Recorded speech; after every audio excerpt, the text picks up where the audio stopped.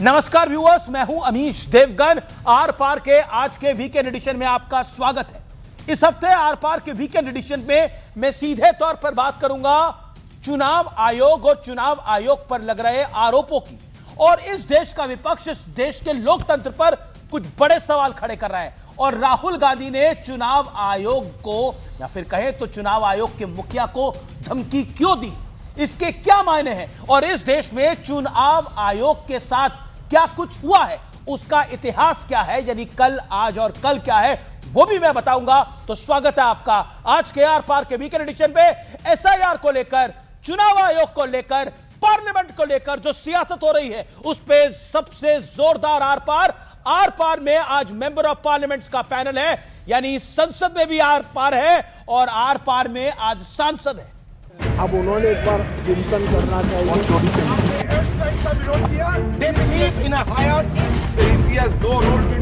SIR का विरोध करोगे तो बिहार की जगह बंगाल और तमिलनाडु में भी साफ। Amit Shah ji, I challenge you to have a debate on the three press conferences. आपकी मुंसफी से संसद नहीं चलेगी। मेरे आप बोलने का क्रम मैं तय करूंगा। इस तरह से नहीं चलेगी संसद।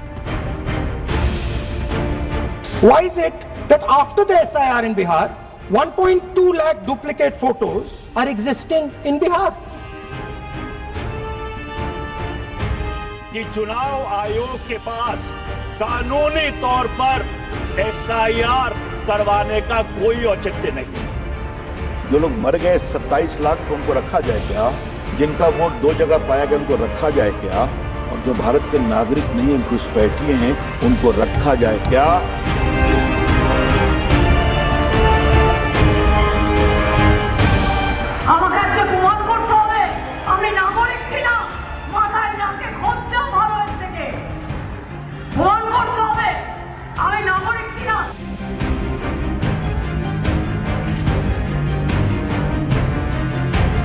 और याद रखना, जिसका वोट होता है वही भारत का नागरिक होता है, और जो भारत का नागरिक होता है उसी को अधिकार मिलता है वोट डालने का। ये सोची समझी रणनीति, साजिश, षड्यंत्र है कि एसआईआर के बहाने ये लोग एनआरसी कर रहे हैं।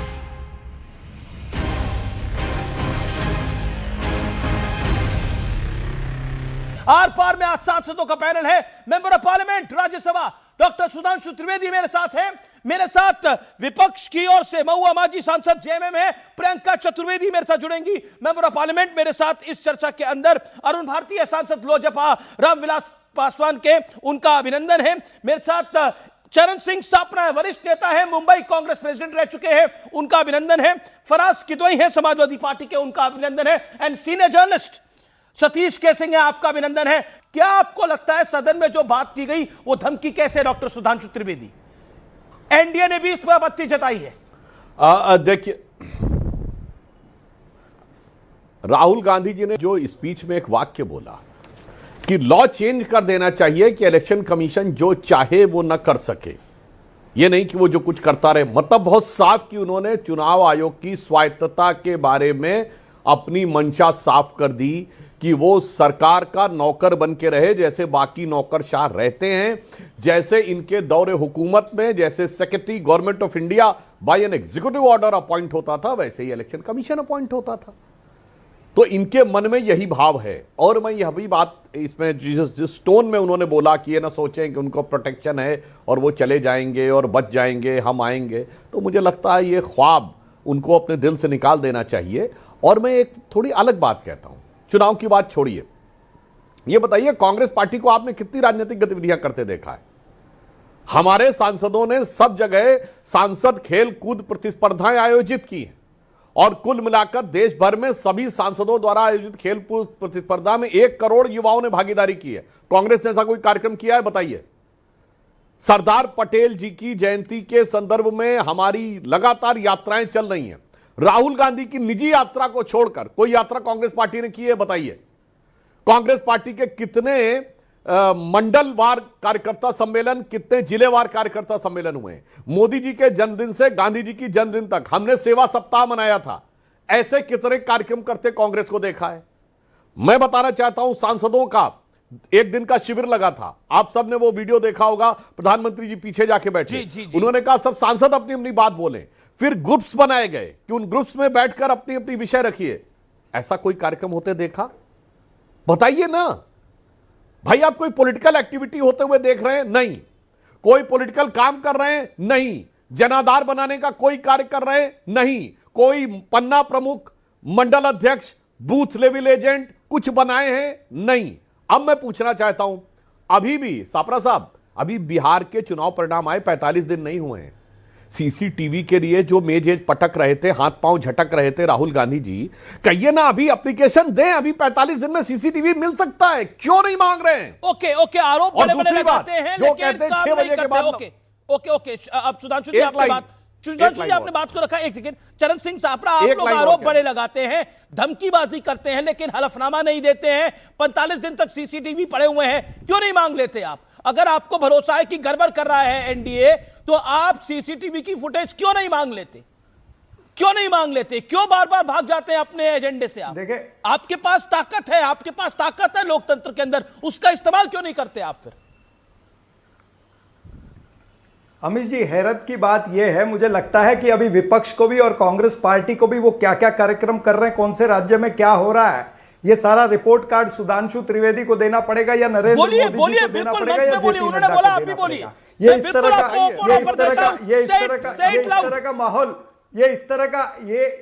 इस तरह का माहौल बनाना चाहते हैं आप। मुझे बोलने दीजिए, आपने उनको शांति से बोलने दिया, मेरे को टोकिए मत।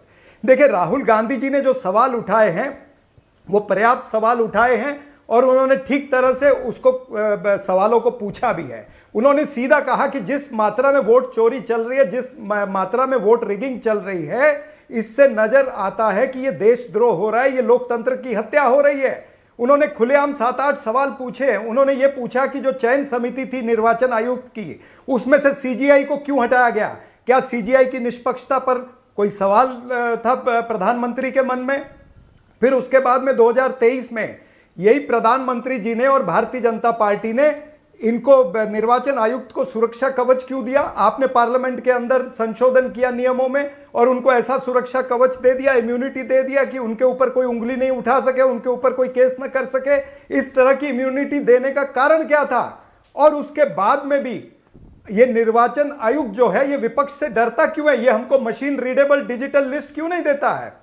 ये हमको सीसीटीवी की फुटेज की जो इन्होंने मर्यादा जो है वो 45 दिन क्यों कर दी है? 45 दिन के बाद में ये सारे सबूत और सीसीटीवी 45 दिन अभी तो 45 दिन नहीं हुए, मांगिए आप बिहार की, अभी 45 दिन मांगिए आप, मांग क्यों नहीं रहे? अभी डिमांड करिए, अभी डिमांड करिए, हल्का मिलेगी आपको, नहीं मिलेगी मैं डिबेट करूंगा। I will ask question to Gyanesh Kumar, open challenge, open offer, make your point. मैं आ रहा हूं। देखिए अमित जी, पंजाब हरियाणा कोर्ट ने आदेश दिया था ना कि सीसीटीवी फुटेज दी जाए, फॉर्म 17C की डिटेल दी जाए। क्यों निर्वाचन आयुक्त ने 24 घंटे के अंदर इन्होंने सारे नियम बदल दिए और ये 45 दिन का नियम लेकर के आए? क्योंकि इनके मन के अंदर चोर है। क्या हमने एसआईआर के बाद में नहीं देखा कि कितनी गलतियां हैं एसआईआर के बाद में? वोटर लिस्ट के अंदर डुप्लीकेट 1,20,000 नाम जो है वो डुप्लीकेट है। आप पुरानी बातों को रिपीट कर रहे हैं, मैं नई बात पर आना चाहता हूं। कितने डुप्लीकेट एड्रेस के ऊपर वोटर रजिस्टर हुए? क्या नहीं, देखिए धमकाकर काम हो जाएगा, धमकी देकर काम हो जाएगा।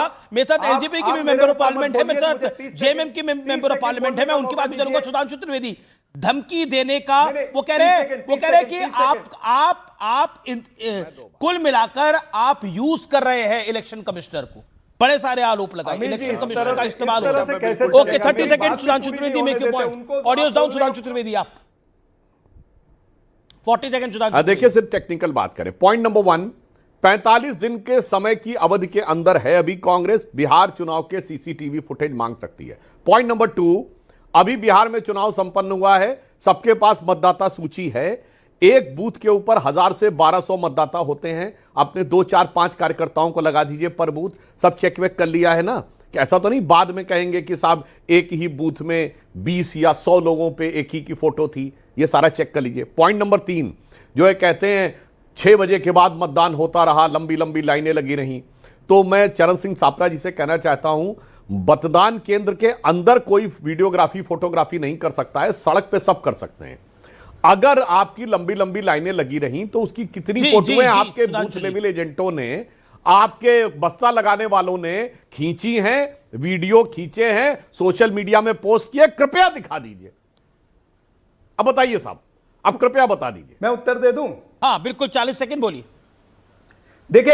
देखिए अगर आप ये बातें करते हैं तो बताइए कि हमने जितने आरोप लगाए, वो चाहे हरियाणा के चुनाव में, चाहे महाराष्ट्र के चुनाव में, दिल्ली के चुनाव में, हमने जितने इलेक्शन कमीशन को पत्र लिखे, क्या एक का भी जवाब निर्वाचन आयोग ने दिया? निर्वाचन आयोग ने दिया है। फिर ये ब्राजील की लड़की की हरियाणा की वोटर लिस्ट के अंदर 22 बार फोटो कैसे आती, इस पर निर्वाचन आयोग ने जवाब दिया क्या? एक जो मिंता देवी थी, उसकी उम्र 124 साल की आ जाती है। कई सारे एड्रेस जो है, हर एक एड्रेस पर कहीं पर 200, कहीं पर 300, कहीं पर 500 लोग रजिस्टर है। क्या निर्वाचन आयोग ने उसका उत्तर दिया है? क्या निर्वाचन आयोग ने इसका उत्तर दिया कि एक महिला की फोटो 223 बार आ चुकी है?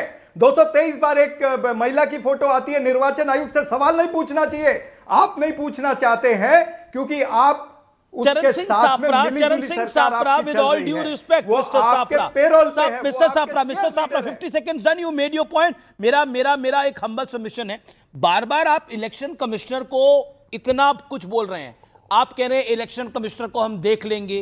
बेसिकली ये वो अंदाज है जिसके अंदर गली मोहल्ले में कहा जाता है, अगर तुमने हमारी तरफ आउट का इशारा नहीं दिया अंपायर को, तो दूसरा कहता है कि मैं तुम्हें देख लूंगा, हम तुम्हें घर से ढूंढ के निकालेंगे। उसी तरह की ये बात है। मैं एक और मेंबर ऑफ पार्लियामेंट है अरुण भारती, 1 सेकंड, एनडीए के हैं, LJP Ramvilas, hold on, Arun Bharti की बात जाता हूं। अरुण भारती, इस देश के अंदर, और मैं इस देश बिल्कुल स्पष्ट रूप से कहना चाहता हूं, कितने इलेक्शन कमिश्नर हुए हैं जो पॉलिटिकल पोस्ट पे गए हैं? मैं कईयों के नाम यहां गिना सकता हूं एक एक करके। कोई अडवाणी जी के खिलाफ लड़ा, एमएस गिल मंत्री बने, और बोलिए तो किस किस के नाम लूं, नवीन चावला कैसे बने, ये बताने की किसी को आवश्यकता नहीं है, इस देश के अंदर हुआ। लेकिन आज इस देश की इलेक्शन प्रणाली के ऊपर, लोकतंत्र के ऊपर सबसे बड़ा कुठाराघात हो रहा है, ये कह के इस देश की इलेक्शन प्रणाली खराब है। बिहार का चुनाव आपने रिग किया, महाराष्ट्र का चुनाव आपने रिग किया, कोई तैयारी नहीं करेगा और चुनाव हार जाएगा, कोई घूमता रहेगा और चुनाव हार जाएगा। जिम्मेदारी इलेक्शन कमिश्नर की है।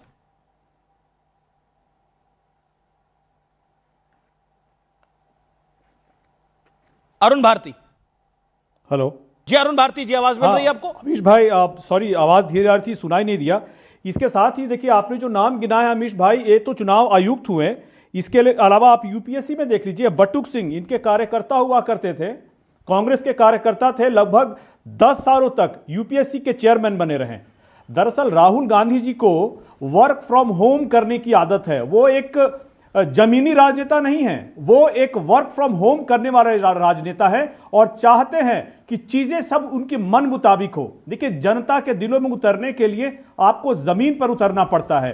राहुल गांधी जी 94 बार इल्जाम लगा चुके हैं ईवीएम पर, माफ कीजिएगा 94 बार नहीं, 94 टाइम्स लगा चुके हैं कि ईवीएम के कारण चुनाव हारते आए हैं। अब उनको मिला है नया बहाना एसआईआर का, ईवीएम, उसके बाद एसआईआर, और एसआईआर में भी जो भी वो आरोप लगा रहे हैं, उस किसी आरोप को वो साबित करने के लिए आगे नहीं आ रहे हैं। अब बिहार का ही देख लीजिए, एसआईआर का होने के बाद, रिजल्ट आने के बाद भी, मैं आपको कुछ विधानसभा के नाम बताता हूं जहां पर जहां पर एसआईआर के बाद वोट कटे हैं, लेकिन वहां कांग्रेस के लोग जीते हैं। जैसे आप देख लीजिए वाल्मीकि नगर, जैसे आप देख लीजिए चनपटिया, वहां से कांग्रेस के लोग जीते हैं, ढाका राजद के लोग जीते हैं।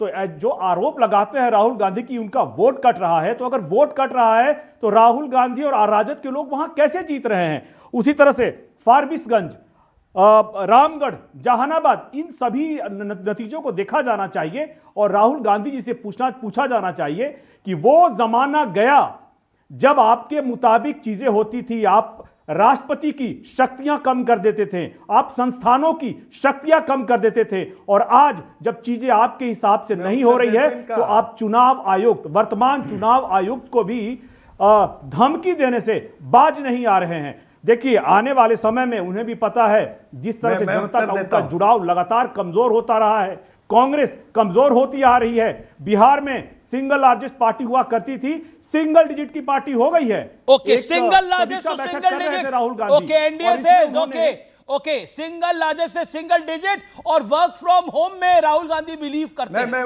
इसका ये बात श्रीकांत शिंदे ने भी कही, जो कि बड़े नेता हैं, शिवसेना के मेंबर ऑफ पार्लियामेंट हैं, श्रीकांत शिंदे, उन्होंने बोला कि कांग्रेस इनके नेता जब चुनाव होते हैं तो बाहर चले जाते हैं, तो चुनाव कैसे जीतेंगे? देखिए, अब पूरा एनडीए कह रहा है आराम करके चुनाव नहीं जीता जाता, घूमकर चुनाव नहीं जीता जाता। LJP to Shivsena. देखिए, मुझे अच्छा लगता अगर एलजेपी के प्रवक्ता कहते कि मशीन रीडेबल डिजिटल लिस्ट देने में कोई हर्ज नहीं है, निर्वाचन आयोग को दे देनी चाहिए, विपक्ष को और सभी सत्ताधारी पार्टी को भी। लेकिन ये ऐसा नहीं कहेंगे, क्योंकि आज क्या चल रहा है, एसआईआर जो है वो वोट चोरी का हथियार बन गया है। सर, वोट चोरी क्या लगा रखा है? स्पेशल इंटेंसिव रीडिंग हो गया।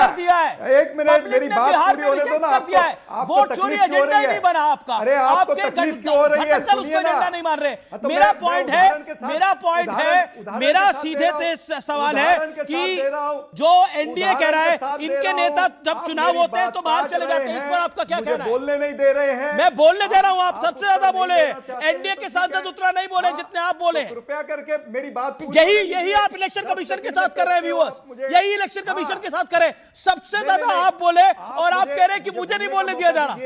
सबसे ज्यादा आप बोले। बिल्कुल नहीं दे रहे मौका। आप मेरी बात को काट रहे, सुनिए तो सही ना। इतना बोलेंगे तो फिर कैसे चलेगा?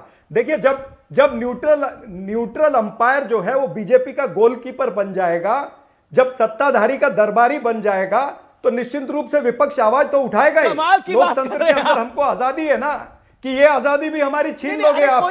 यहां पर मीडिया में आप छीन लोगे, वहां पर पार्लियामेंट में वहां पर बैठे हुए अध्यक्ष और जो चेयरमैन है वो छीन लेंगे। भाई, ऐसा तो लोकतंत्र के अंदर नहीं होना चाहिए ना। अच्छा, जनता आपको जिता नहीं रही है तो इसकी ये आजादी कौन छीन रहा है आपसे? ओके, इनसे सारी आजादी छीनी जा रही है। Arun Bharti wants to respond. Arun Bharti, इनसे सारी आजादी छीनी जा रही है। लोकसभा के अंदर ओम बिरला इनकी आजादी छीन रहे हैं, स्टूडियो में एंकर संपादक इनकी आजादी छीन रहे हैं, और चुनाव के अंदर इलेक्शन कमीशन इनकी आजादी छीन रहा है, कोर्ट में जज छीन रहे होंगे। हर चीज से ही समस्या है। अरुण भारती। अमीश भाई, मेरी समझ में नहीं आ रहा है कि कांग्रेस के प्रवक्ता इतना बोलने के बाद भी जब बोल रहे हैं कि उनको बोलने नहीं दिया जा रहा है, तो मेरी समझ में ये नहीं आ रहा है कि आखिर वो कहना क्या चाहते हैं। जो बातें सुप्रीम कोर्ट में उन्होंने उठाई थी, सुप्रीम कोर्ट ने उनकी बातों को खारिज कर दिया। क्या ये सुप्रीम कोर्ट की बातों को भी नहीं मानेंगे? आप बताइए। एक तरफ ये जातीय जनगणना की बात करते हैं, कांग्रेस जातीय जनगणना की बात करती है, वही तरफ जातीय जनगणना के साथ में अगर हम धार्मिक और या डेमोग्राफिक डेटा की बात होती है तो कांग्रेस को आपत्ति होनी शुरू हो जाती है। साथ ही साथ ये बताइए कि अभी लगातार हम लोगों ने देखा बिहार में इनकी समीक्षा बैठक भी चल रही थी। एसआईआर के बाद, इनकी चुनाव में रिजल्ट आने के बाद इनकी समीक्षा बैठक भी चल रही थी। कांग्रेस के विधायक अंदर घुसते हैं और घुसते ही राहुल गांधी जी को यह नहीं पता है कि बिहार में उनके कितने विधायक जीत करके आए हैं, और वो क्या बोलते हैं कि बाकी कहां है, तो उनके विधायकों को उनको बताना पड़ता है कि बस यही सर 6 हैं, इससे ज्यादा नहीं है। Rahul Gandhi ji part time politician हैं, जो बार बार वो मुद्दे उठा रहे हैं, अगर वो अपने अप्रोच में सही है, सीरियस है, देश के लोकतंत्र के प्रति गंभीर हैं, अपनी बातों को रखते हैं, उसके बाद भी बहाना बनाते हैं कि बोलना नहीं आता है, उनको बोलने नहीं दिया जाता है, तो ऐसे में हमें सोचना पड़ेगा, राहुल गांधी जी को सोचना पड़ेगा, कांग्रेस पार्टी को सोचना पड़ेगा कि नहीं, जो इंडिया अलायंस को ही सोचना पड़ेगा। यहाँ पर जेएमएम की मेंबर ऑफ पार्लियामेंट काफी देर से बैठी है, कांग्रेस ने कर ली थी। जी। भविष्य में जब हम आगे बढ़ रहे हैं तो कांग्रेस के नेताओं को उनकी मनमानी नहीं करने दी जाएगी। मैं जेएमएम की मेंबर ऑफ पार्लियामेंट के पास चलता हूं, वो भी काफी देर से हमारे साथ बनी हुई है। Mahua, the whole point is this. देखिए, हमें ये बात को विचार करना पड़ेगा। कांग्रेस कह रही है कि हमें बोलने नहीं दिया जाता, हमें रोका जा रहा है, लेकिन एनडीए कह रहा है कि मेहनत नहीं करते हैं राहुल गांधी। आप भी तो इंडिया घटक दल की हैं, आपकी सरकार तो बनी, झारखंड के अंदर आपको तो दिक्कत नहीं हुई, आपके साथ बाकायदा बिहार में गठबंधन नहीं हुआ। आप जानते हैं आपका क्या असर किया गया है वहां पर? बताइए, इसका जवाब दीजिए। जेएमएम के साथ गठबंधन हो पाया था? जब गठबंधन के तार ही ठीक से नहीं जुड़ेंगे तो कैसे जीता जाएगा चुनाव? और फिर रोना एसआईआर का, फिर रोना वोट चोरी का। देखिए, झारखंड में हमारी सरकार बहुत अच्छे से चल रही है। झारखंड में कांग्रेस, आरजेडी और जेएमएम की सरकार है, और बहुत ज़्यादा काम हो रहा है ग्राउंड लेवल पर। आपने देखा होगा कि मैया सम्मान योजना से लेके इतनी तरह की योजनाएं हैं। बिल्कुल काम हो रहा होगा। मेरा पॉलिटिकल क्वेश्चन है इसका जवाब। दुनिया की सर्वश्रेष्ठ शिक्षण संस्थानों में यहाँ के मेधावी बच्चों को भेजा जा रहा है। तो शिक्षा में, एजुकेशन, इसके अलावा विमेन एम्पावरमेंट में, हर फील्ड में काम हो रहा है, इसलिए वहाँ कोई दिक्कत नहीं है। हाँ, बिहार में हमारे साथ बहुत न्याय नहीं हुआ है। वहाँ कई सीट हमें चाहिए थे और हमारी अच्छी खासी संख्या है। इसको लेकर थोड़ी नाराजगी है हमारे बीच, लेकिन उसकी वजह से झारखंड में कोई प्रभाव नहीं पड़ा है, क्योंकि तो फिर वही तो मेरा पॉइंट है मैडम। अलायंस ठीक से नहीं करेंगे, अलायंस ठीक से नहीं करेगी कांग्रेस पार्टी, अलायंस में प्रॉब्लम आएंगी। सीएम का पद ठीक टाइम पर नहीं ऑफर करेंगे, नहीं देंगे। महाराष्ट्र में भी यही दिक्कत हुई, बिहार में भी यही दिक्कत हुई, और फिर ठीक रहा एसआईआर पर फोड़ेंगे, इलेक्शन कमिश्नर पे फोड़ेंगे। तो क्या आपको लगता है ये जायज है? देखिए, एसआईआर का जो मामला है उसको लेकर सभी चिंतित है। हमारे स्टेट में भी लोग चिंतित है, क्योंकि अगर मान लीजिए घुसपैठ हुआ, अगर 10 साल तक तो केंद्र में अभी जो सरकार है वही सरकार थी, अगर घुसपैठ हो रहा था तो किसकी जिम्मेदारी थी? अगर उन्होंने अपनी जिम्मेदारी नहीं निभाई तो ये फिर अभी आप लोग ऐसे भी उनके नाम भी सार्वजनिक करने चाहिए ना, जो लोग घुसपैठ किए हैं। आप एक सीमा हैदर आई थी हमारे देश में पाकिस्तान से, एक बच्चा उसका चेहरा जान गया कि कौन है सीमा हैदर। लेकिन आज अगर घुसपैठ बंगाल में या झारखंड में कहीं हो रहा है तो उनके चेहरे क्यों नहीं सामने आते? उनको आप सार्वजनिक कीजिए ताकि लोग भी तो जाने कि सचमुच में घुसपैठ हुआ है। अब यहाँ के लोकल लोगों को भी अगर बाहरी कह दे तो ये तो गलत है ना। ये गलत है। उनके पास डॉक्यूमेंट्स नहीं होते हैं। माइग्रेशन के शिकार जो व्यक्ति होते हैं वो डॉक्यूमेंट संभाल के नहीं रखते हैं, तो उनके डॉक्यूमेंट्स भुला जाते हैं। प्रियंका गांधी वाड्रा ने बोला है सोनिया गांधी को बेवजह परेशान कर रही है भारतीय जनता पार्टी। सोनिया जी 80 साल की होने वाली हैं, उनको बेवजह परेशान किया जा रहा है। इस उम्र में तो उनको छोड़ देना चाहिए। ओके, सुधांशु त्रिवेदी आपका जवाब। देखिए, महुआ जी को मैं एक और बात याद दिला दूं। प्रियंका गांधी वाड्रा की बात का जवाब विधानसभा चुनाव में उनकी बात का भी जवाब दे देता हूं। बिल्कुल जो उन्होंने कहने का प्रयास किया है, बिल्कुल उन्होंने बहुत अच्छी चीज याद दिला दी है। सोनिया गांधी जी कांग्रेस की सर्वोच्च नेता हैं, वो 80 साल की हैं। मल्लिकार्जुन खड़गे जी 85 वर्ष के हैं। उसके बावजूद कांग्रेस का नेतृत्व युवा है। राहुल गांधी जी 55 वर्ष के हैं, पर वो युवा हैं। अगर वो नॉर्मल जीवन में होते तो 5 साल बाद सीनियर सिटीजन हो जाते। और प्रियंका गांधी जी भी शायद 53 वर्ष की हैं और वो भी युवा नेता हैं। तो कांग्रेस की जो आयु की परिभाषाएं हैं वो अलग हैं। जहां तक सोनिया गांधी जी के प्रति सम्मान की बात है, तो मैं ये भी बताना चाहता हूं, सोनिया गांधी जी ने विपक्ष के नेता रहते हुए कितनी बार विदेश में जाके भारत के बारे में अनशंड बोला? बताइए। कभी नहीं बोला। मनमोहन सिंह ने कितनी बार बोला? नहीं बोला। अधीर रंजन चौधरी जी ने बोला? नहीं बोला। कांग्रेस के नेताओं का पूछिए। नरसिम्हा राव सरकार में अटल जी थे नेता प्रतिपक्ष, उल्टा जाकर समर्थन किया जिनेवा में नरसिम्हा राव सरकार को। इकलौते एकमेव अद्वितीय नेता प्रतिपक्ष राहुल गांधी जी हैं, जो एक तो हर सेशन के बाद फट से वेकेशन पर चले जाते हैं विदेश। हर सेशन के बाद एक वेकेशन, और वहां जाकर वेकेशन होती है या कौन सी गुप्त मीटिंगें होती हैं, अचानक वो भारत विरोधी सारे तत्वों के साथ मिलके कुछ ना कुछ भारत विरोधी बातें करते हैं। और अभी जो आपके मुंह आप राहुल गांधी की छुट्टी को लेकर इतने चिंतित क्यों हो जाते हैं? आप पूरा आपका गठबंधन नहीं, मैं अभी अरुण भारती ने भी बोला वो पार्ट टाइम पॉलिटिशियन है। समझिए, नहीं, मैं जो बात कहना चाह रहा हूं, आपने कहा वो गली मोहल्ले के लोगों जैसी धमकी की भाषा है। गली मोहल्ले का मामला नहीं है अमित जी, यह अंतरराष्ट्रीय मामला है। यह अंतरराष्ट्रीय मामला है। अगर जॉर्ज सोरेस ने कहा कि मैंने $1 बिलियन रखे हैं भारत से मोदी की सरकार हटाने के लिए, तो वो कहीं ना कहीं तो कुछ ना कुछ तो हो रहा ही होगा जाके। मैं फिर कह रहा हूं, राहुल गांधी जी मलेशिया गए थे, मलेशिया में लंकाविये में प्रकट हुए थे। लंकावी क्यों गए थे? अच्छी जगह है, बड़ा अच्छा टूरिस्ट प्लेस है। तो या तो वो टूरिज्म करने गए थे तो वेकेशन हो गई, अन्यथा लंकावी में एक भारतीय नागरिक भी रहता है जो भारत से निष्कासित है, वो शांति का मसीहा जाकिर नायक। अब ये महज संयोग था कि जहां जाकिर नायक है वहीं पर राहुल गांधी जी को छुट्टियों का सुकून नजर आया। फिर खैर वो कोलंबिया चले गए। खैर छोड़िए उस बात को। अभी मैं ये कहना चाहता हूं, महुआ जी से एक बात कहना चाहता हूं। बिहार विधानसभा चुनाव हुआ और इनके एक मंत्री ने, जेएमएम के मंत्री का ऑन रिकॉर्ड दिया गया बयान है कि बिहार में हमारे गठबंधन के साथ जो धूर्तता की गई है, धूर्तता वर्ड है, अब हम अलग लड़ेंगे।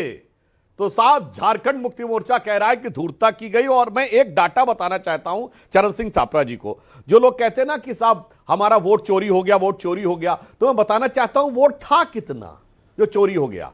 बिहार के पिछले 35 साल के मैं चुनाव का डाटा आपको बताता हूं। 1990 का बिहार विधानसभा चुनाव, कांग्रेस को 24% वोट मिला, 71 सीटें केवल जीती, 103 पे जमानत जब्त हुई। 1995 केवल 29 सीटें जीती, घट के वोट 16% रह गया, 167 पे जमानत जब्त हुई। सन 2000 में केवल 23 सीटें जीती, वोट परसेंटेज घट के 11 पे आ गया, 231 पे जमानत जब्त हुई। सर पूरी बात सुन लीजिए, 2010 में 4 सीटें जीती, 8% पे वोट आ गया, 216 पे जमानत जब्त हुई। 2015 में लड़े ही बहुत कम, केवल 41 सीटें लड़े, वोट परसेंटेज 6.6, सीटें आई 27। 2020 में केवल 70 लड़े और 9 पॉइंट कुछ वोट के साथ। जी। अरे भैया ये बताओ 1990 से यहां तक ये वोट कहां जा रहा था? अरे वोट था क्या जो चोरी हो गया? मतलब एक लाइन में कहूं, फटक चंद गिरधारी, ना लुटिया ना थारी, फिर भी लुट गई जागीर हमारी। वाह जी बड़ा गजब है भाई। था क्या आपके पास? आपके पास था क्या जो लुट गया? आपके पास था क्या जो लुट गया? और जो बचा भी था वो जेएमएम कह रही थी कि आप चोरी हुआ कर रहे हैं। मैं आऊंगा आपके पास। ओके, सतीश के सिंह, जो कांग्रेस के पास था क्या बिहार के अंदर जो लुट गया? लेकिन जो बात आज श्रीकांत शिंदे ने बोली है वो बात इंपॉर्टेंट है। जो बात यहां Arun Bharti member of parliament ने बोली है वो बात इंपॉर्टेंट है। उनके नेता जब चुनाव होता है तब बाहर चले जाते हैं, तो चुनाव जीतेंगे कैसे? पार्ट टाइम पॉलिटिशियन है, वर्क फ्रॉम होम करते हैं। That's a basic question, answer it. Satish K Singh, you are a fine journalist, make your point. देखिए ऐसा है, मैं आपकी उम्र नहीं पूछ रहा आपसे। मेरी उम्र आप पूछिए, पहले प्रधानमंत्री जी के पूछिए, तब पूछिएगा। नहीं पता है सबको, 75 है, पूछनी क्या है? अच्छा तो ठीक है। नहीं, आप अपनी बताई दीजिए जब आपने बोला ये। मेरा तो आप राहुल गांधी से युवा है? नहीं, वो हमसे छोटे हैं। आप उनसे कितने साल बड़े हैं? हम उनसे छोड़िए नहीं, नहीं बता दीजिए, इसमें क्या अर्ज है? हम उनसे 5 साल बड़े हैं। 5 साल बड़े हैं, मतलब आप 60 के हैं, वो 55 60 में जा रहे हैं। 60 बस छोड़िए, हटाइए। 59 के हैं, आज का मुद्दा बड़ा गंभीर है कि विपक्ष के नेता ने लोकसभा में जो सत्ताधारी पार्टी है और चुनाव आयोग को लेकर गंभीर सवाल उठाए, यहां तक कि एंटी नेशनल शब्द का उपयोग किया है। अब दुरुपयोग है जो भी है, आज तक तो भारतीय जनता पार्टी इनको एंटी नेशनल कहती थी, राहुल गांधी को।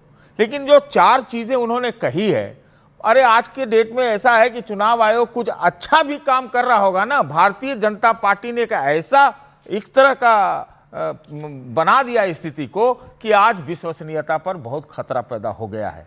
बात सही है कि दिसंबर 23 में क्यों बदला गया, मतलब क्या कहते हैं वो कानून क्यों बदला गया कि भाई चुनाव आयोग पर कुछ नहीं होगा, चुनाव आयोग पे फिर क्यों है 45 दिन का ये लिमिट? जो कोर्ट से आदेश आया उसके बाद ऐसा हुआ, जो नियुक्ति प्रक्रिया है वो ऐसा है। तो ये तो आज कह रहे हैं, तो इसका जवाब देना चाहिए ना। बाकी बिहार में क्या हुआ? बिहार में तो ये भी हुआ, आपका सतीश जी एक मिनट सुन लीजिए।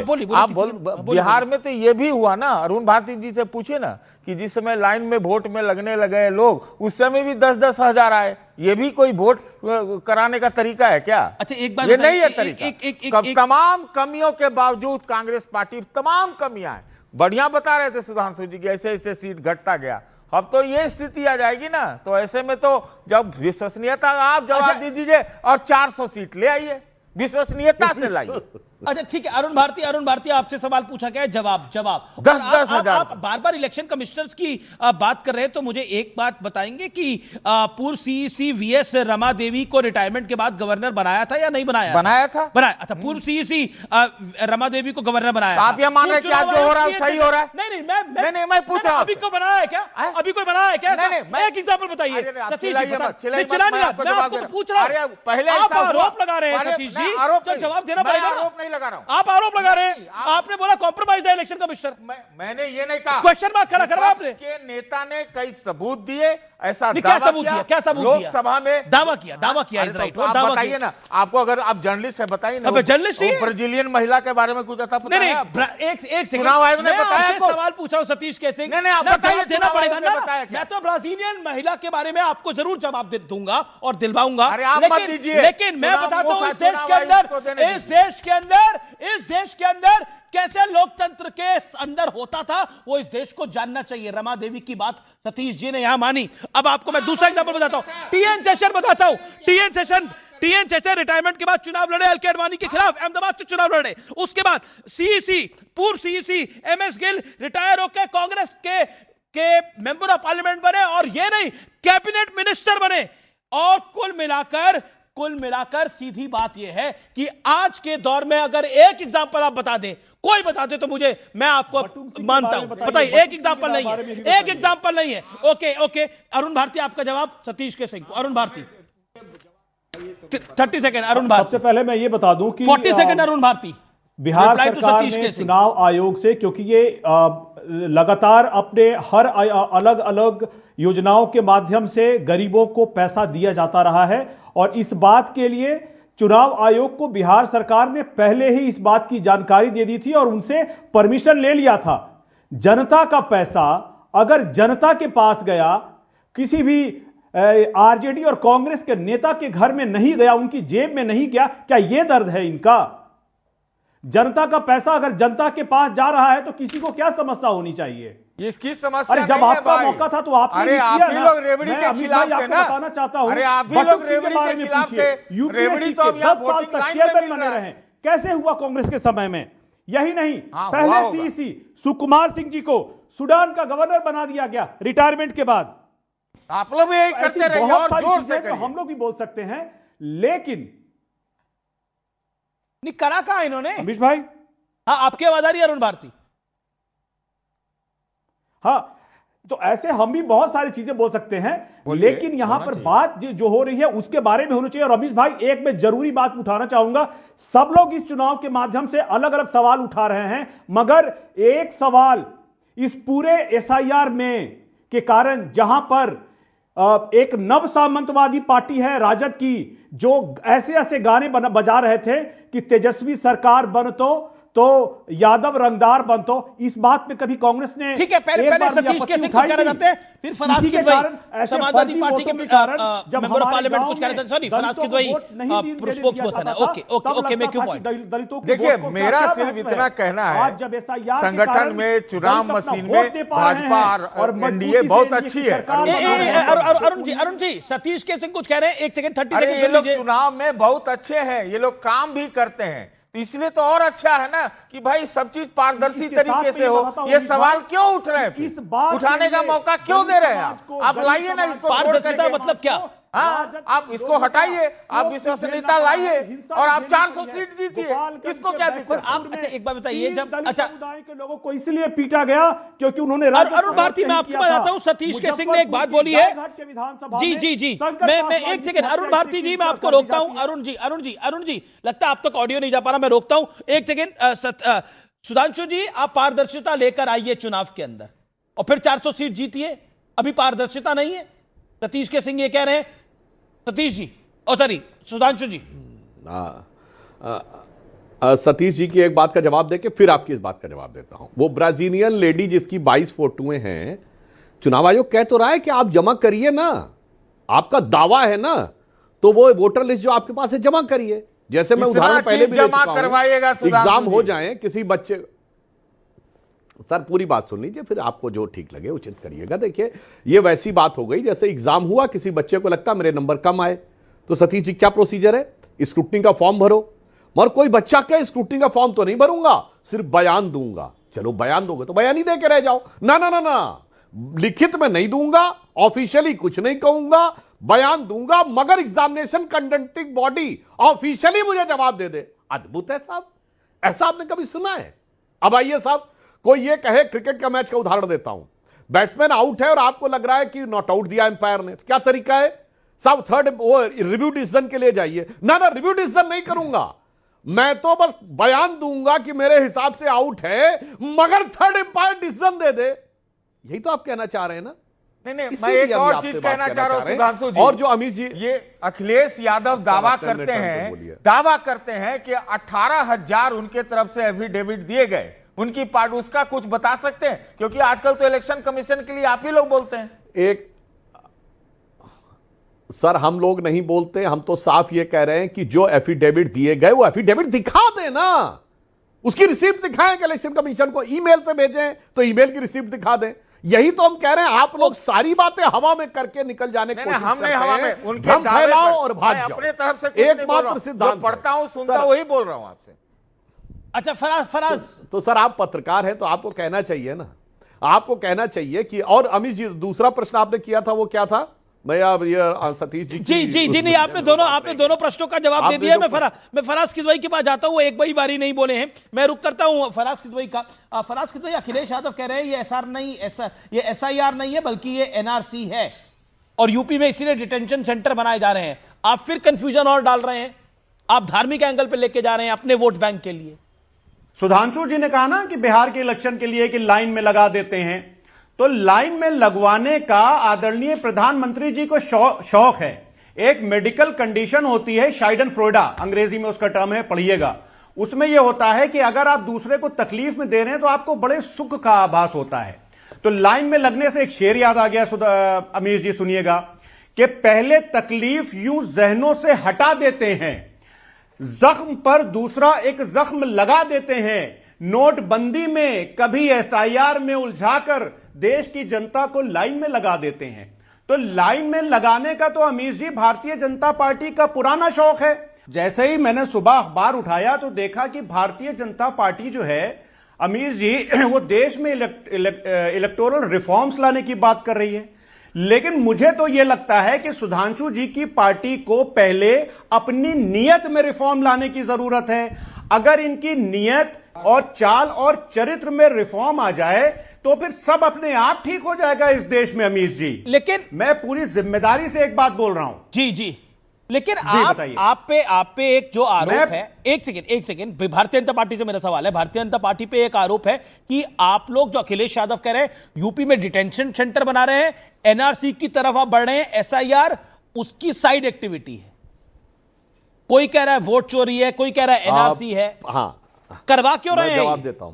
पहले फराज भाई ने जो कविता सुनाई ना, सबको लाइन में लगा देते हैं, वो हुआ था सितंबर 2016 और वो दर्द समझा जा सकता है। फरवरी 2017 में आप अपनी सबसे बुरी पराजय देखे थे, हम 325 सीट आए थे। तो आगे कह रहा हूं, लाइन में लगा देते हैं और लाइन वाले जाकर आपको सरकार से हटा देते हैं, हटा ही नहीं देते हैं, एकदम मिट्टी में मिला देते हैं, जैसा आपने आज तक कभी नहीं देखा था उस मुकाम तक पहुंचा देते हैं। खैर, अब हम इसके ऊपर आते हैं, डिटेंशन सेंटर।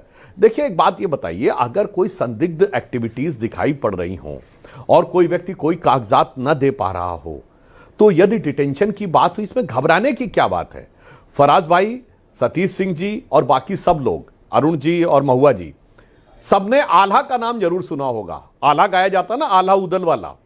उसमें एक लाइन है कि बड़े लड़ैया महुबे वाले, जहकी मार सही ना जाए, और एक का मारे दुई मर जावे, तीसर खौफ खाए मर जाए। मुझे वही लग रहा है भाई। कार्रवाई कर रहा है चुनाव आयोग, डिटेंशन सेंटर में जा रहे हैं घुसपैठिए। ये खौफ जो है अखिलेश जी को क्यों हो रहा है, अब समझ में आ रहा है। एक का मारे दुई मर जावे, तीसर खौफ खाए मर जाए। अब खौफ से ममता बनर्जी जी खौफ ज़दा है, खौफ से अखिलेश जी है। मेरे भाई, कार्रवाई चुनाव आयोग प्रॉब्लम घुसपैठियों को हो रही है और दिल में दर्द आपके क्यों हो रहा है? अगर घुसपैठिए जाते हैं देश से बाहर तो अच्छा ही है, डिटेंशन सेंटर में घुसपैठिए जाएंगे, देश के नागरिक थोड़ी जाएंगे। फराज किदवई, घबरा आप क्यों रहे हैं? देखिए अमीर जी, मैं सुधांशु जी की बात से बिल्कुल सहमत हूं कि बड़ा खौफ का माहौल है इस देश में। किसानों के ऊपर जब जीप चढ़ा करके उनकी हत्या की जाती है तो किसानों के अंदर खौफ तो होता है, और जब किसान खेत में आत्महत्या कर लेता है तब भी किसानों को घुसपैठियों के खौफ की बात कर रहे हैं। जब एक सुनिए, अरे नहीं, ये पूरी ये हम बाकी भी खौफ बता रहे हैं जो इस देश में हैं। और एक 16 साल की बच्ची जब उस अपनी फीस नहीं जमा कर पाती है उत्तर प्रदेश में स्कूल में, और वो फांसी लगा करके आत्महत्या कर लेती है, तो उसमें भी खौफ होता है। देखिए क्या है कि इलेक्टोरल रिफॉर्म्स की जहां तक अमीर, अब आप देखिए, आप अपने मुद्दे से कैसे भटक गए। आप अब इलेक्टोरल रिफॉर्म्स पे आ गए। अब बात, मैंने तो अखिलेश जी के पॉइंट से पॉइंट उठाया और बीजेपी से सवाल पूछा, उन्होंने जवाब दिया, आपने मुद्दे को बदल दिया। यही प्रॉब्लम है, आप एक मुद्दे पे टिकते नहीं है। कभी कहते थे ईवीएम खराब है, अब कहते हैं, अब कह रहे हैं SIR में दिक्कत है, फिर कहते हैं वोट चोरी हो रही है, अब कह रहे हैं NRC हो रहा है। हो क्या रहा है असल में? हो ये रहा है कि काम नहीं हो रहा है, हो ये रहा है कि मेहनत नहीं हो रही है, इसीलिए रिजल्ट नहीं आ रहा है। आपके लिए नहीं मैं कह रहा, आपके लिए नहीं कह रहा, आपने लोकसभा में मेहनत करी, आपको उसका रिजल्ट आता हुआ दिखा। बीजेपी की कम सीटें आई उत्तर प्रदेश के अंदर, लेकिन फिर बीजेपी ने पलट के मेहनत करी महाराष्ट्र में, जहां उसकी कम सीटें आई थी, बीजेपी की ज्यादा सीटें आई। जहां हरियाणा के अंदर बीजेपी को 50% सीटों का नुकसान हुआ था, डबल मेहनत करी बीजेपी को, वहां पर जीत हासिल हो गई। और दिल्ली के अंदर जहां केजरीवाल कहते थे इस जन्म में तो मोदी मुझे नहीं हरा सकता, वो केजरीवाल भी हार गए। बिहार के अंदर आपके पास मुद्दों का कंफ्यूजन था, अलायंस का कंफ्यूजन था, उसकी मार पड़ी। तो मेरा वही मामला है, ये जो डिबेट में हुआ, एक लाइन से आप भटकते रहते हैं, उस लाइन पर नहीं चलते, उसी का नुकसान है फराज किदवई। ये देश की जनता, ये व्यूअर समझता है सब कुछ। मैं एक सेकंड, ये व्यूअर समझता है सब कुछ, ये व्यूअर समझता है। Faraz Kidwai make you point, 30 seconds make you point. मैं आपको टाइम देता हूं बात रखने का, 30 सेकंड बोलिए। मैं तो अमीश जी उस बात पे चर्चा कर रहा था जिसकी चर्चा सदन में हुई। तो अगर सदन में जो चर्चा हो रही है उस चर्चा को मैं आगे बढ़ा रहा हूं, तो मैं मुद्दे से बिल्कुल भी नहीं भटक रहा हूं। और अभी क्या हुआ कि आपने शुरुआती मैं आप ही की डिबेट के पॉइंट्स उठा रहा हूं। आपने अभी शुरुआत में क्या कहा कि दुनिया आज की तारीख में भारत के लोकतंत्र की तरफ देख रही है। शुरुआती आपने अपने उद्बोधन में यही बोला था। तो अब इस पॉइंट पर आप अमीश जी और सुधांशु जी दोनों जो है कायम रखिएगा, क्योंकि वीडम इंस्टीट्यूट क्या कह रहा है भारत की डेमोक्रेसी के बारे में, कहिए तो बता दूं मैं। इनकी डेमोक्रेसी रिपोर्ट 2024 की क्या बोलती है अमीश जी, कि India is one of the most autocratic country at this point in time. ये बोला था ना वीडम इंस्टीट्यूट ने। फ्रीडम हाउस ने क्या बोला भारत की डेमोक्रेसी के बारे में, कहिए तो मैं वो भी बता दूं।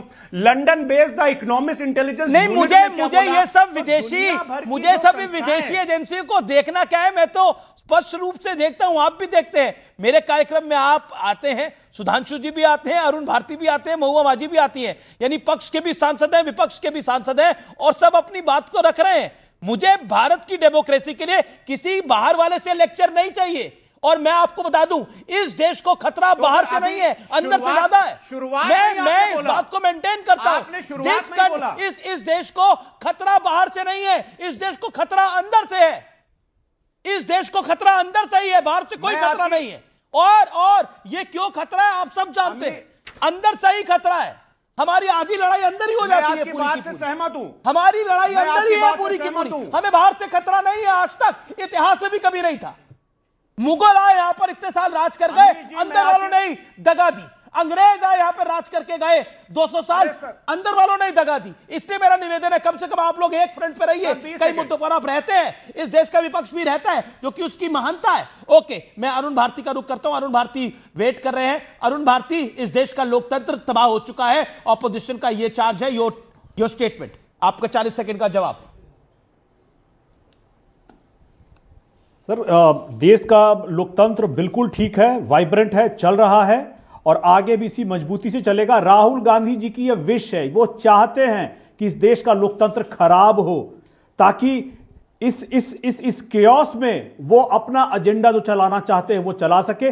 देश का लोकतंत्र बिल्कुल ठीक है, देश का लोकतंत्र वाइब्रेंट है। और इसके जो मतदाता, चूंकि जब से मतदाता की शुद्धि हुई है एसआईआर के माध्यम से, गरीब, वंचित, दलित, पिछड़े सभी आकर के अपने मत का वैल्यू जान रहे हैं, उसका असल जान रहे हैं, उसकी हैसियत जान रहे हैं। अभी मैं आपको एक और बात बताता हूं। समय इतनी इजाजत दे रहा है और भारतीय समय इतनी इजाजत दे रहा है।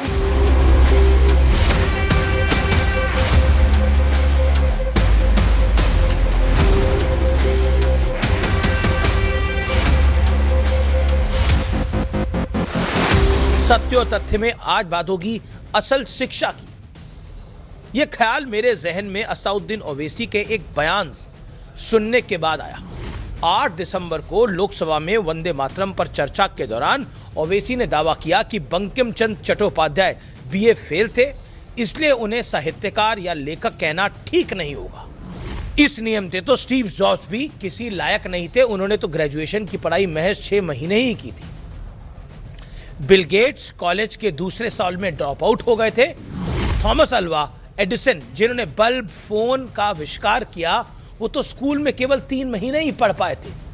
थॉमस एडिसन के नाम 1000 से ज्यादा पेटेंट है। विलियम शेक्सपियर 8वीं तक पढ़े थे, लेकिन दुनिया में उनकी गिनती महान कवि और महान नॉवेलिस्ट के तौर पर होती है। व्हाट्स इन द नेम, ये मशहूर कोट शेक्सपियर का ही है जनाब। दूर मत जाइए, अपने देश की बात कर लेता हूं। गुरुदेव रविंद्रनाथ टैगोर कभी कॉलेज नहीं गए, उनके पास कोई डिग्री नहीं थी। मुंशी प्रेमचंद 8वीं पास थे, लेकिन वो हिंदी उर्दू के सबसे बड़े साहित्यकारों में से एक कहलाए गए। असाउद्दीन ओवैसी की बात को सही माना जाए तो इनमें से किसी के पास काबिलियत होनी ही नहीं चाहिए। दर्शकों, डिग्री और शिक्षा देश और समाज के लिए बेहद आवश्यक है, मैं इसके पक्ष में हूं। लेकिन यह कहना जिनके पास डिग्री नहीं है वो कुछ अच्छा, कुछ ऐतिहासिक नहीं कर सकते, वो कुछ गहरी बातें नहीं सोच सकते और कह सकते ये जायज नहीं है, ये गलत है। और जितने नाम अभी मैंने इस प्रसंग में दिए, ये सारे नाम डिग्री का घमंड पाले लोगों को मुंह चिढ़ा रहे हैं। जाकी रही भावना जैसी, प्रभु मूरत देखी तिन तैसी। इतनी गहरी बात कहने वाले तुलसीदास के पास कौन सी डिग्री थी? बुरा जो देखन मैं चला, बुरा ना मिलिया कोई, जो मन देखा अपना, मुझसे बुरा ना कोई। ये कबीरदास जी ने लिखा था। कौन सी डिग्री थी? काल करे सो आज कर, आज करे सो अब, पल में परला होएगी, बहुरी करेगा कब। कालिदास जी ने लिखा था। मैया मोरी मैं नहीं माखन खायो, ये सूरदास ने लिखा था। बीते 11 साल से इस देश में अजीब सी कुतर्क वाली सुनामी आई हुई है और बैरिस्टर असदुद्दीन ओवैसी जिस गरूर के साथ बंकिम दा को, बंकिम बाबू की डिग्री का जिक्र कर रहे हैं, उन्हें खारिज करने की कोशिश कर रहे हैं, ये उसी सुनामी का इंपैक्ट है, असर है। ये गारंटी के साथ मैं कहता हूं, मेरा रंग दे बसंती चोला गाना अगर आज लिखा जाता तो उस पर भी सांप्रदायिक होने का ठप्पा मर दिया जाता। इन लोगों का बस नहीं चल रहा जनाब, ये शायद किसी ने गंभीरता से लिया ही नहीं तो अभी तक उस इतिहास को वो खत्म कर दिया जाता जिसमें जिक्र है कि महात्मा गांधी का पसंदीदा शब्द हे राम था।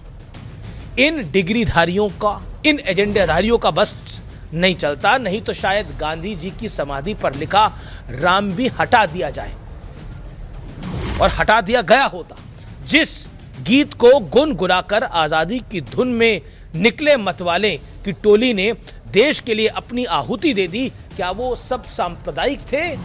1896 में कांग्रेस के कलकत्ता अधिवेशन में पहली बार वंदे मातरम गीत गाया गया, तब कोई विरोध नहीं हुआ, सबने गाया। 1906-1911 के बीच खिलाफत आंदोलन चला। मुसलमानों के बड़े नेता मौलाना मोहम्मद अली जौहर ने एक अंग्रेजी अखबार कॉमरेड में लिखा, आज भारत का राष्ट्रीय गान गॉड सेव द किंग नहीं बल्कि वंदे मातरम है।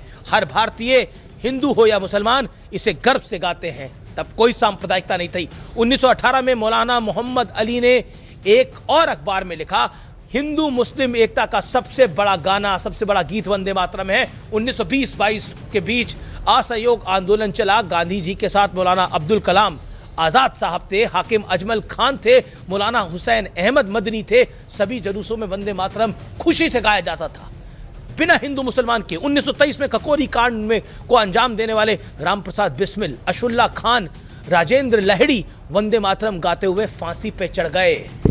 1927 से 1934 के बीच लाहौर से उर्दू अखबार रोजाना वंदे मातरम निकलता रहा।